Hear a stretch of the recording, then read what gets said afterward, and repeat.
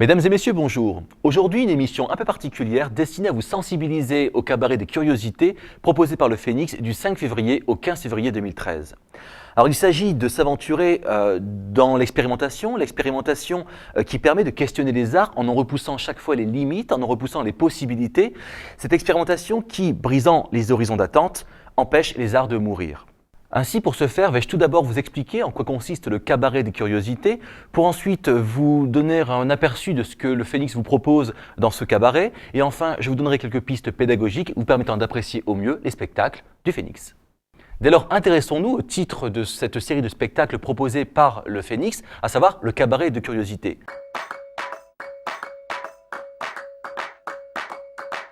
Cette expression est née d'une paronomase, d'une homophonie entre d'une part le cabinet de curiosité et d'autre part du cabaret à proprement parler pour que ces deux univers puissent se réunir.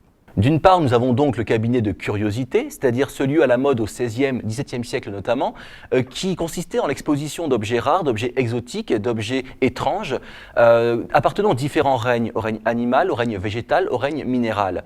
Et bien entendu, il exposait aussi les réalisations humaines. Alors pourquoi ces expositions? Parce qu'elles permettaient de rendre compte des découvertes de l'homme, des découvertes aussi qui naissaient des explorations des différentes contrées, et par conséquent, c'était un lieu dans lequel on pouvait réunir cette connaissance qui, au fond, concurrençait la création divine, par ce côté aussi ludique de l'exposition en tant que telle.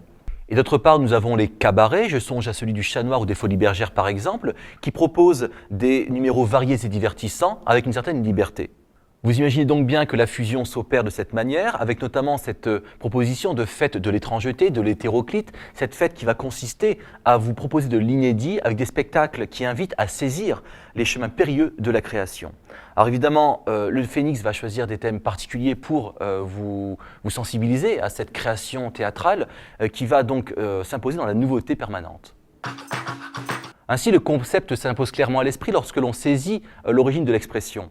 Alors pour la troisième année consécutive, le Phénix vous propose cette parenthèse un peu singulière, cette parenthèse inédite, cette parenthèse artistique aussi qui vise à l'excentricité, c'est-à-dire qu'on sort de ce centre, en prenant le parti justement de montrer l'art en marche, de montrer l'art en création, l'art en volonté de puissance, un art qui, somme toute, s'empêche de mourir parce qu'il est toujours en action de création. Ainsi, c'est en bousculant les esprits cloisonnés, les esprits figés, les esprits prisonniers de formes ressassées, que ce concept impose aux spectateurs différentes approches de l'art qui va naître d'une volonté de réunir des artistes d'horizons divers. Alors effectivement, vous allez pouvoir constater lors des spectacles que les artistes sont tous issus d'arts complètement différents, à savoir la performance, la littérature, mais aussi le théâtre, la danse. Donc tous ces arts qui vont permettre justement de créer une sorte de synergie à travers les arts et signifier cette nécessité de créer du nouveau, de créer de l'inédit. Ainsi, au cœur de l'expérimentation, les frontières se dissipent entre les arts visuels, la littérature et les arts de la scène. Alors cela me fait penser à une fameuse phrase de Voltaire qu'il écrit dans une ode de 1759, je vous la cite. « On sait que tous les arts sont frères, que chacun d'eux en éclaire un autre, et qu'il en résulte une lumière universelle. C'est par ces mutuels secours que le génie de l'invention s'est communiqué de proche en proche. » Je vous laisse méditer sur cette idée. Renouveler l'approche de l'art, proposer de l'inédit, voyons maintenant ce que nous propose le cabaret de curiosité du Phénix du 5 février au 15 février.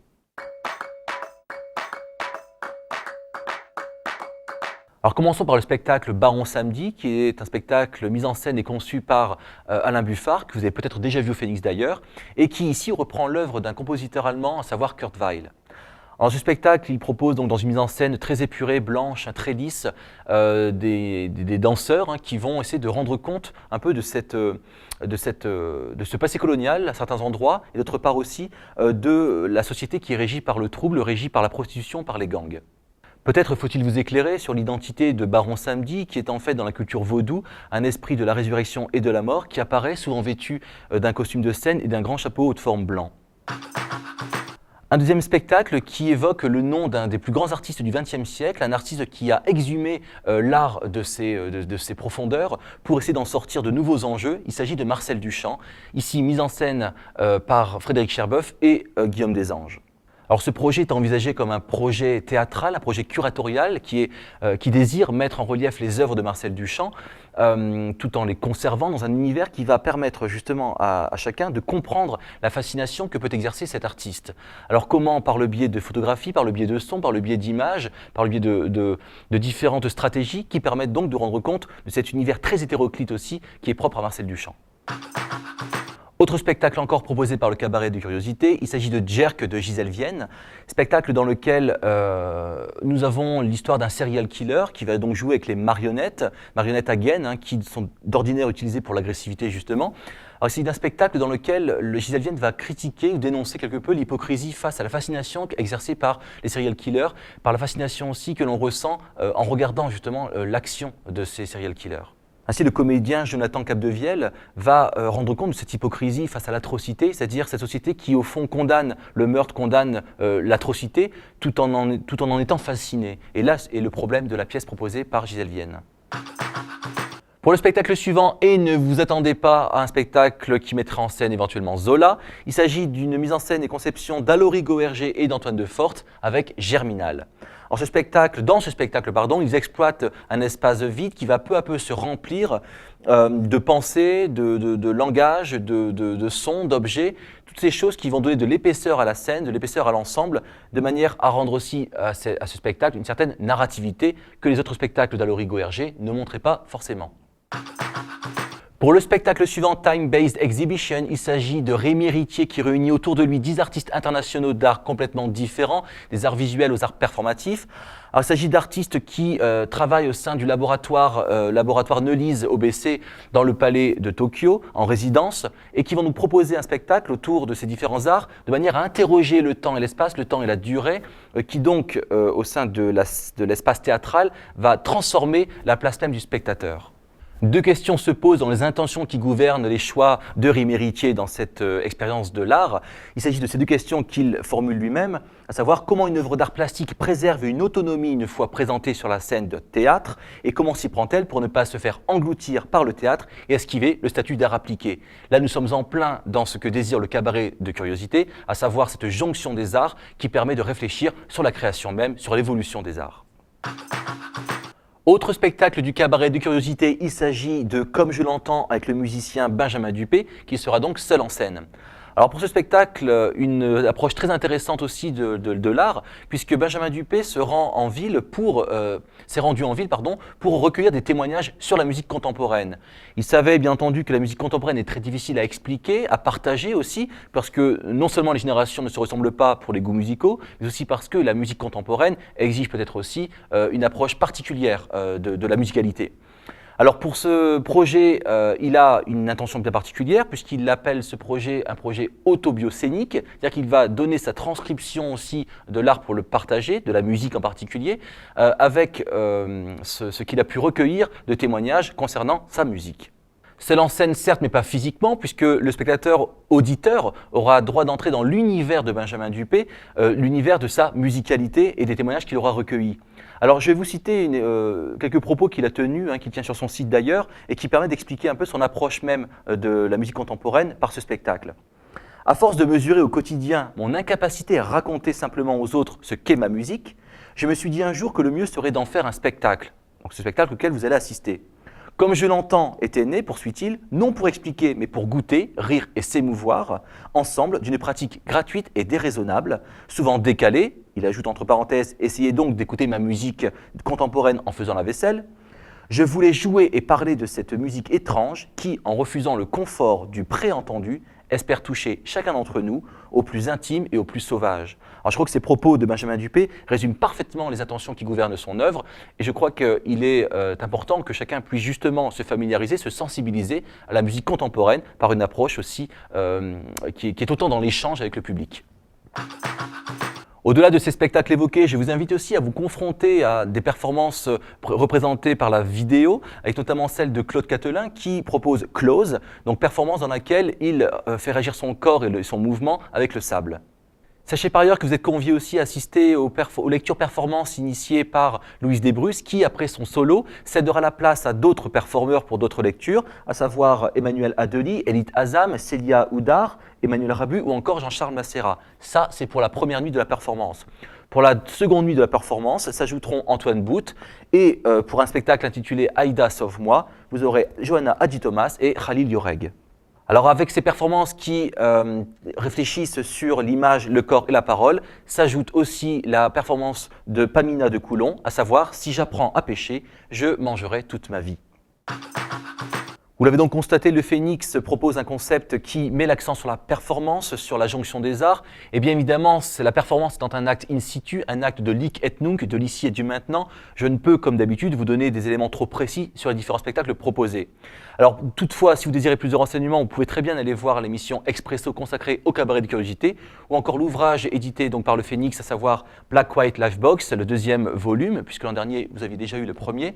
Ouvrage dans lequel vous trouverez des textes théoriques et critiques qui permettent d'appréhender l'histoire de la performance, d'appréhender les spectacles proposés avec le regard des artistes.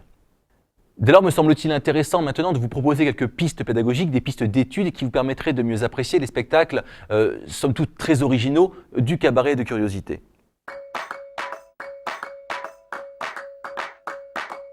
Alors pour commencer, peut-être faut-il souligner le fait que le cabaret de curiosité est le moment privilégié pour initier, pour sensibiliser les élèves notamment à ce que peut être l'art en création, l'art en mouvement permanent. Vous savez très bien la difficulté qu'on peut avoir à appréhender l'art contemporain notamment, que ce soit la musique contemporaine ou les arts plastiques, les arts visuels, le spectacle vivant de manière générale. Mais quoi qu'il en soit, il est important de pouvoir montrer à chacun que l'art n'est pas dans cette fixité, mais qu'au contraire, il est en constant déplacement aussi du regard du spectateur.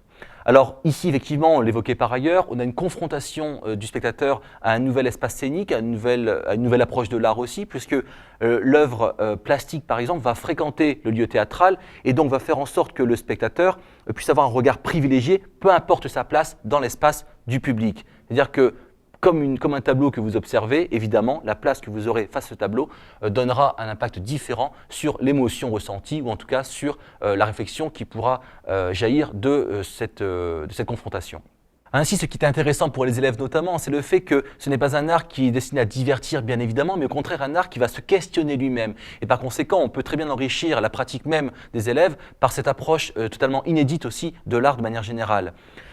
D'autre part, peut-être aussi est-il intéressant de voir que dans ce cadre particulier du cabaret de curiosité, l'œuvre devient véritablement pluridisciplinaire. Et par conséquent, il serait intéressant avec vos élèves d'étudier sans doute le théâtre expérimental à proprement parler. On a souvent fait l'amalgame entre le pluridisciplinaire et l'expérimental, mais là, dans le cabaret de curiosité, il est bien évident que cette jonction des différents arts va permettre cette réflexion universelle sur la démarche artistique.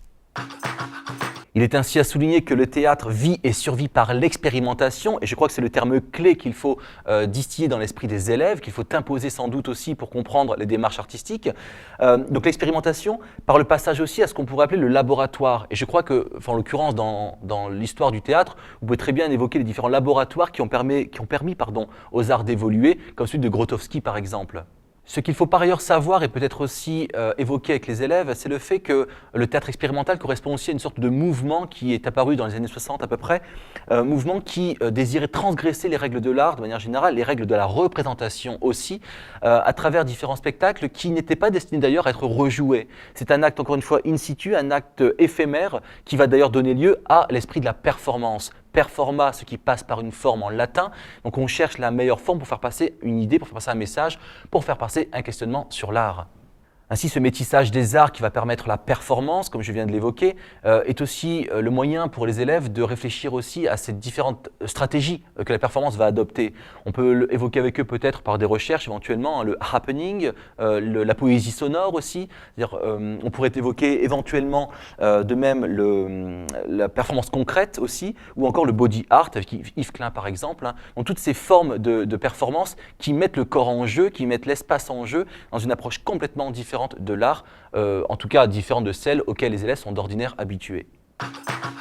Exhorter les élèves peut-être aussi à essayer de voir l'évolution de la performance au XXe siècle, et je vous invite d'ailleurs à revoir le texte que Guillaume Desanges avait proposé en performance l'an dernier au Phoenix, un texte que vous trouvez facilement sur Internet, où il reprend les 10 verbes clés qui permettent aux performeurs d'agir dans l'espace. Par exemple, apparaître, disparaître, sortir, etc. Donc tous des mots qui sont intéressants aussi à mettre en espace avec des élèves, parce que ce sont des mots clés. Alors d'autre part, ce qui est intéressant, et je le disais par ailleurs, c'est aussi cette jonction des arts, donc je me répète peut-être un peu, mais je pense qu'il est nécessaire d'insister dessus.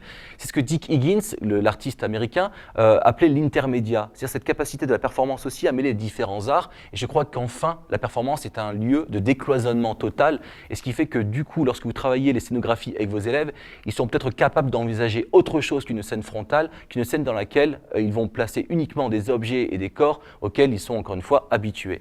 Pour terminer sur cette minute pédagogique consacrée au cabaret de curiosité, je vous invite à réfléchir à cette phrase de Cocteau qui me semble tout à fait intéressante et pertinente eu égard au thème qui nous concerne aujourd'hui, à savoir « il n'y a pas de précurseurs, il n'y a que des retardataires ». Je crois que justement en familiarisant et en sensibilisant les élèves à cette nouveauté, à cet acte en création, on sera plus à même de les mettre face à un futur qu'ils doivent créer, surtout un futur artistique qui leur permette justement de s'inscrire en tant qu'actant et non pas en tant que spectateur passif. Quoi qu'il en soit, si vous désirez plus de renseignements concernant les artistes ou en tout cas le spectacle du cabaret de curiosité, n'hésitez pas à me contacter sur mon mail turquet@lephoenix.fr. Je me permets toutefois de souligner le fait que lorsque j'emmène des élèves au cabaret de curiosité, en tout cas les années précédentes, à chaque fois la réaction était très positive parce que justement il y avait réaction et réactivité. Et c'est pour cela qu'il me semble très important enfin de familiariser les élèves à ce genre de spectacle pour qu'ils puissent évoluer différemment et envisager l'art d'une façon totalement nouvelle avec des yeux grands ouverts, des yeux surpris. Donc, quoi qu'il en soit, n'oubliez pas qu'exploiter un spectacle avec vos élèves, c'est aiguiser leur esprit critique et en faire des spectateurs actifs.